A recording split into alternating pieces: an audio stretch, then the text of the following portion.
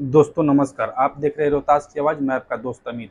हम आपको बता दें कि पूरे बिहार में एनडीए घटक दल का बैठक था और उस घटक दल में जो पशुपति पारस अपने आप को बताते हैं कि नहीं हम एनडीए के सहयोगी हैं, हम एनडीए घटक दल के मुख्य अंग हैं, लेकिन उस एनडीए की बैठक में पशुपति पारस को नहीं बुलाया जाता है, जहां पर चिराग पासवान की पार्टी के सभी नेता वहां पर रहते हैं। भले ही चिराग पासवान नहीं रहते हैं क्योंकि चिराग पासवान दिल्ली में है, लेकिन चिराग पासवान के पार्टी के सभी नेतागण वहां पर रहते हैं। चिराग पासवान के चारों सांसद वहां पर रहते हैं, लेकिन पशुपति पारस के एक भी करीबी वहां पर नहीं दिखाई देते हैं और ना ही पशुपति पारस वहां पर दिखाई देते हैं। तो इसका मतलब यह है कि चिराग पासवान की एनडीए में बहुत ज्यादा चल रही है और चिराग पासवान के कहने के अनुसार ही पशुपति पारस को इन्वाइट नहीं किया गया है, पशुपति पारस को वहां नहीं बुलाया गया है।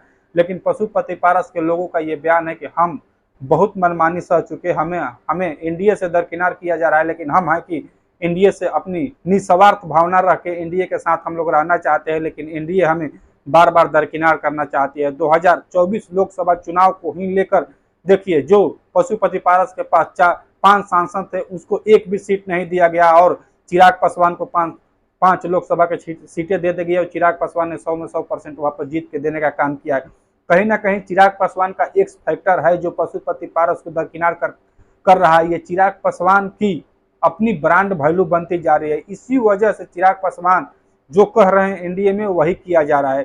कुछ दिन पहले आप लोग को सुनने को मिला होगा कि पशुपति पारस कभी अमित शाह से मिल रहे हैं तो कभी जेपी नड्डा से मिल रहे हैं, लेकिन उनके मिलने का असर एक भी कुछ दिखाई नहीं दिया, उनके लिए कोई पॉजिटिव नहीं दिखाई दिया। उनके पार्टी के तरफ से उनको पॉजिटिव रिजल्ट नहीं मिला और जितने भी एनडीए घटक दल हैं उन्होंने पशुपति पारस को दरकिनार करने का ठान लिया है और पशुपति पारस अब कहीं ना कहीं उनको एनडीए घटक दल से बाहर कर दिया गया है। तो पशुपति पारस के पार्टी का कहना है और पशुपति पारस के करीबी का कहना है कि हम लोग बिहार में 243 सीटों पर इस बार बहुत मजबूती से लड़ने का काम करेंगे और पूरे बिहार में हमारी पार्टी इस बार मजबूती से लड़ेगी। 2025 विधानसभा चुनाव में पशुपति पारस के करीबी के द्वारा बताया गया कि उन्होंने कमर कस लिया है और इस बार उनकी पार्टी 2025 विधानसभा चुनाव बिहार में लड़ने वाली है और हम लोग कतई एनडीए में अब शामिल नहीं होंगे। और एनडीए ने जिस प्रकार से हमें दरकिनार करने का काम किया है और एनडीए ने जिस प्रकार से हमें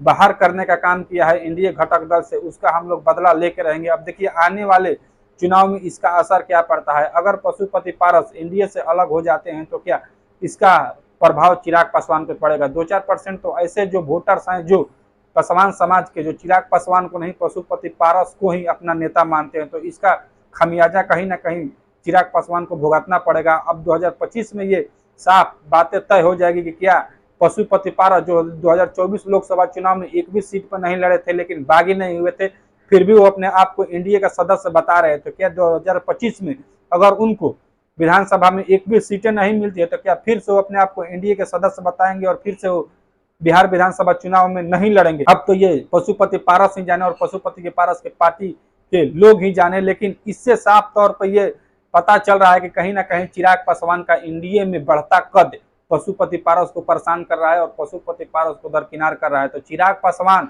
कहीं ना कहीं बिहार में जो पासवान समाज के नेता है उसको लीड कर रहे हैं और जो पासवान समाज के जितने भी नेता हैं वो चिराग पासवान को ही अपना नेता मान रहे हैं। यही वजह है कि पशुपति पारस को एनडीए से बार बार दरकिनार किया जा रहा है और चिराग पासवान को एनडीए में ज्यादा भाव मिल रहा है और चिराग पासवान के लोग पसंद भी कर रहे हैं एनडीए के, या नीतीश कुमार हो या नरेंद्र मोदी हो या अमित शाह हो, ये सभी चिराग पासवान को अपने पार्टी के सदस्य मानते हैं और चिराग पासवान को अपनी पार्टी का एक महत्वपूर्ण अंग मानते हैं। यही वजह है कि चिराग पासवान को एनडीए में ज्यादा भाव दिया जा रहा है और चिराग पासवान के कहने के अनुसार ही पशुपति पारस को दरकिनार किया जा रहा है। बाकी आप लोग की प्रतिक्रिया क्या है, आप लोग अपना प्रतिक्रिया कमेंट बॉक्स में जरूर दें। आप लोग से मिलते हैं एक और नई वीडियो में, तब तक दीजिए इजाजत। जय हिंद, जय भीम।